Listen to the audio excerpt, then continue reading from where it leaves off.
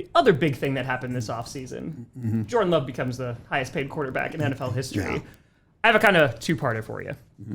So how much of that contract is given to Jordan Love because of the 4 years you've seen him, right? Because, of course, it was last year in the field of work that he put on the field. Yeah. And then there was the 3 years of development and everything like that. So how much of it is based on what you've already seen from Jordan?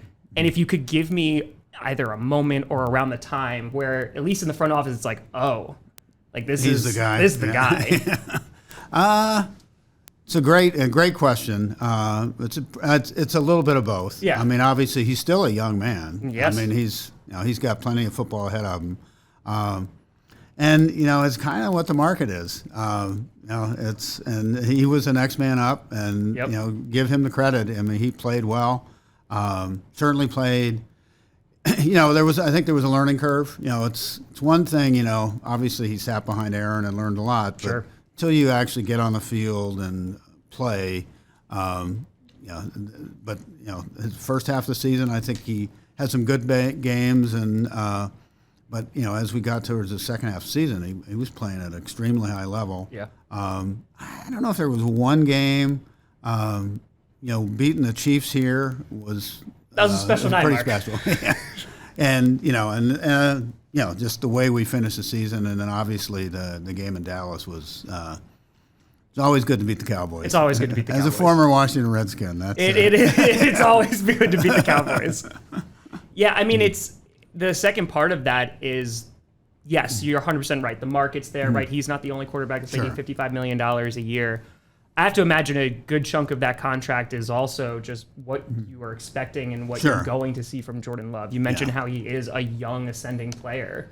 And it seems like with this investment from the team, it's like, now here's the window. Like, we can win with this guy. Yeah. No, it's and what the other thing that's been impressive is to see how he's grown as a leader.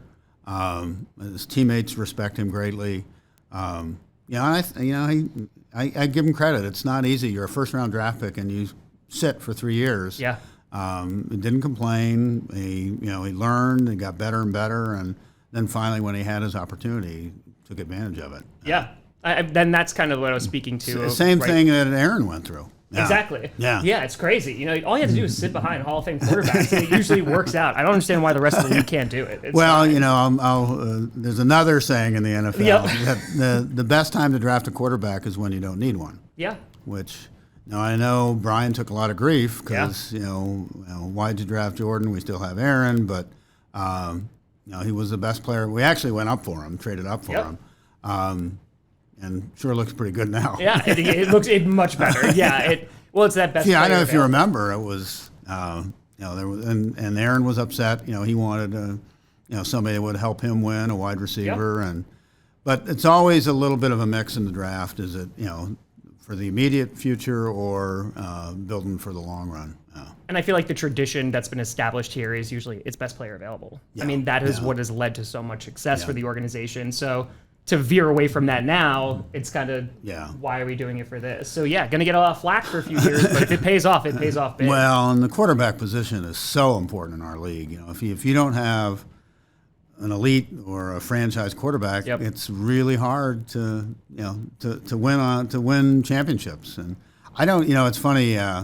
Just talking the other day about my old coach Joe Gibbs, and he had obviously a great coach. Yep. But probably one of the best things that he did, if you look back over his career, is he won 3 Super Bowls with 3 different quarterbacks, which I don't know if you'll ever see that age, I don't think. Yeah. Yeah. No.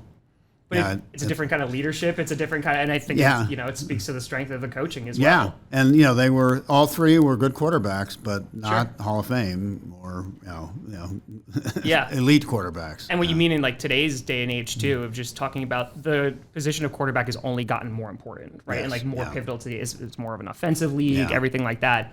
So like you said, you need a guy, whoever it's going to be back there. And when years ago, the running back was Jim Brown, and then when I was playing John Riggins, and and it's like we can get a good running back in the 5th, 6th round. No. I think it's just, you look at Super Bowl champions too, right? Yeah. And like, look how they're doing it. I mean, Isaiah Pacheco was a 7th round guy. Like, yeah, they spent a 1st rounder, right, on Clyde Edwards-Helaire, then Pacheco's the guy there. Yeah. And it's like, if these guys, you know, I know that was part of like the market this year and stuff like that, but you know, that's how the NFL's evolving.